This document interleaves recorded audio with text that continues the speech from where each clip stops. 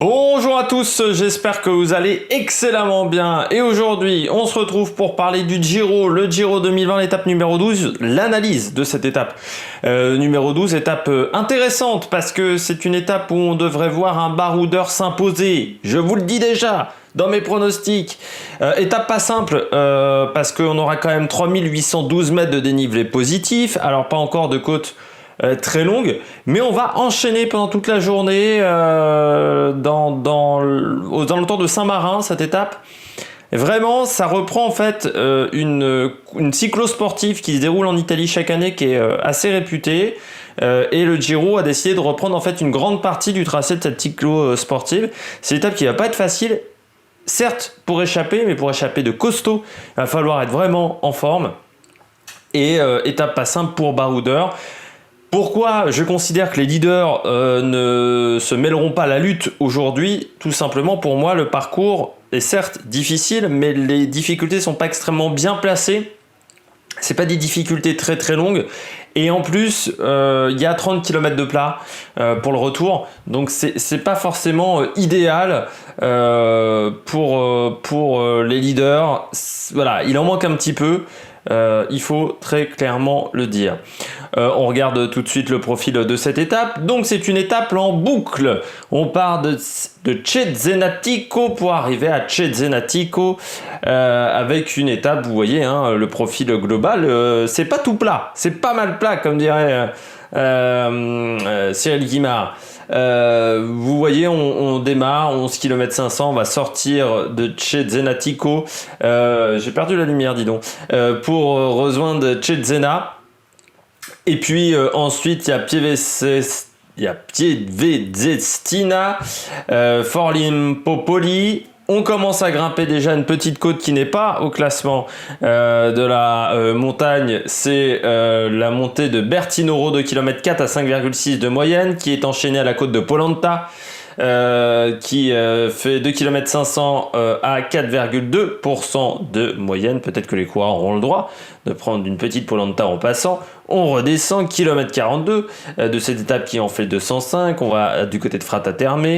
Pian di Spino, et à Pian di Spino, là encore ça regrimpe avec la petite montée de San Matteo, 3 km 9 à 6,3% de moyenne. Donc voilà, il y aura également la petite montée de Pieve di Rivoschio, 800 mètres à 7,2% de moyenne. Ce ne sont que des difficultés pour l'instant que je vous ai annoncé qui ne sont pas au classement de la montagne.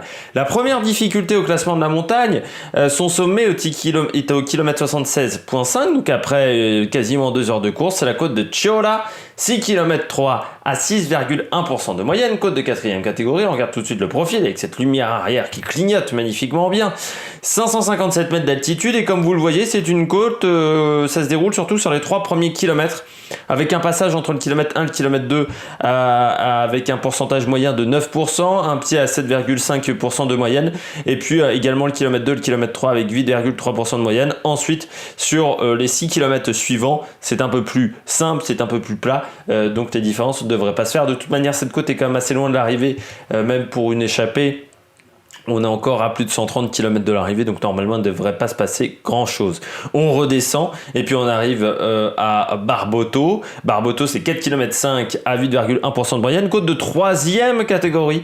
Le sommet se situe au kilomètre 91, c'est-à-dire à peu près 115 km de l'arrivée. On regarde tout de suite la côte de Barboto. Là, vous voyez, c'est beaucoup plus long. C'est 4 km... non, c'est un peu plus court même, pardon, je me suis fait avoir, c'est 4 km 500. Cela, c'est 500 mètres par 500 mètres.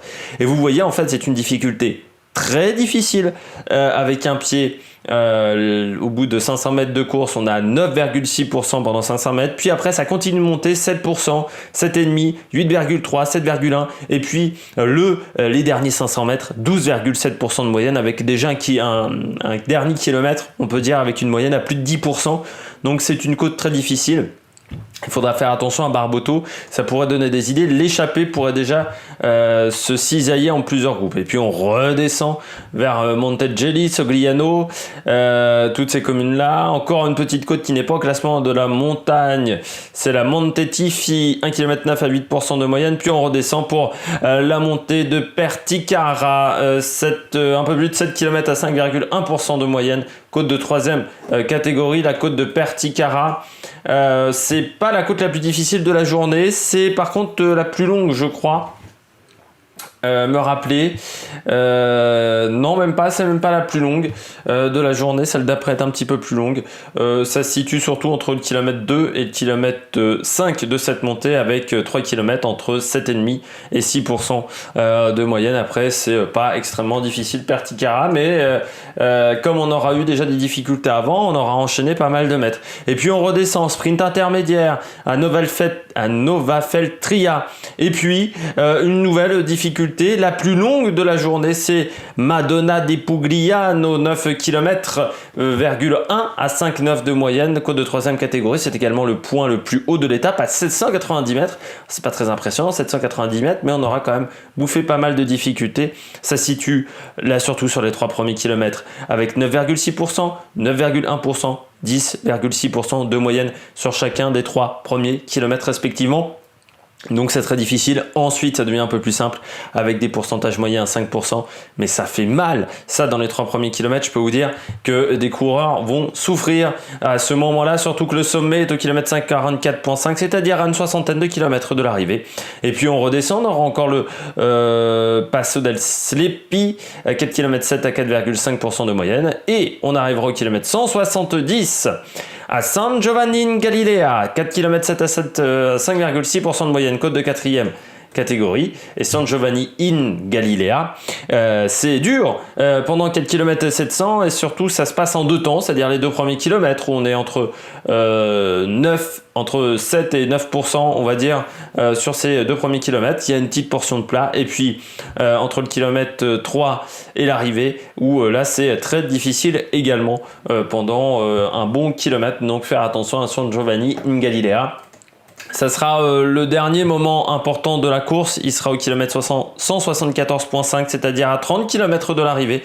On aura encore le sprint bonification à Savigano sul Rubicone, et puis l'arrivée. L'arrivée n'est pas hyper technique. Il y a un virage véritablement entre le kilomètre 3 et le kilomètre 2, à peu près 2 km 500 de l'arrivée, qui est une sorte d'épingle qui se referme. Enfin, c'est un virage qui est très technique. Dernière ligne droite, 1 km 4 avec 2 ralentisseurs par contre, mais avec 7,50 m de large, donc normalement ça devrait plutôt bien se passer, surtout que je ne pense pas qu'on ait un sprint massif à l'arrivée à Cesenatico. Du côté de l'étape et de la météo, 15 degrés, c'est la température, un ressenti qui ne sera pas donc exceptionnel, avec un vent de nord-ouest, 25 km/h, je vous dis l'indication du vent de nord-ouest, c'est-à-dire qu'il est plutôt de face sur la première partie de course, et plutôt 3 quarts d'eau sur la fin, mais vous voyez, hein, sur un circuit on aura toujours un moment le vent de côté et le vent de dos, voyez.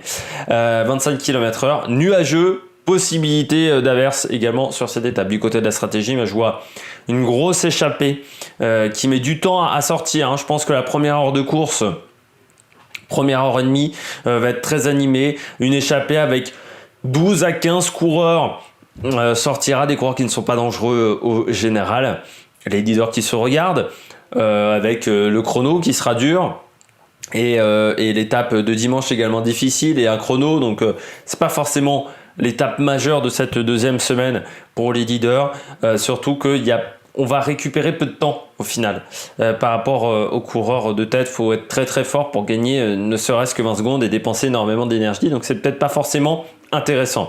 Du côté des favoris, je mets Simon Pello, qu'on a peu vu sur cette deuxième semaine, qui refait un petit peu du jeu et qui est un coureur qui, je trouve, très intéressant. Eduardo Zardini, en Italie, Eduardo Zardini est souvent dans les échappées, et on l'a quasiment pas vu dans une échappée on l'a quasiment pas vu même depuis le début de ce Giro, Eduardo Zardini, donc toujours faire attention. Et puis Adam Hansen qui avait remporté une étape sur le Giro, ça remonte maintenant, mais qui n'a plus vraiment de leader parce que Harm van Hoek a perdu pas mal de temps, donc ça peut donner des velléités et des possibilités aux coureurs de Lotto-Soudal, et c'est un coureur intéressant, Adam Hansen, qui en plus a une très grande capacité de récupération.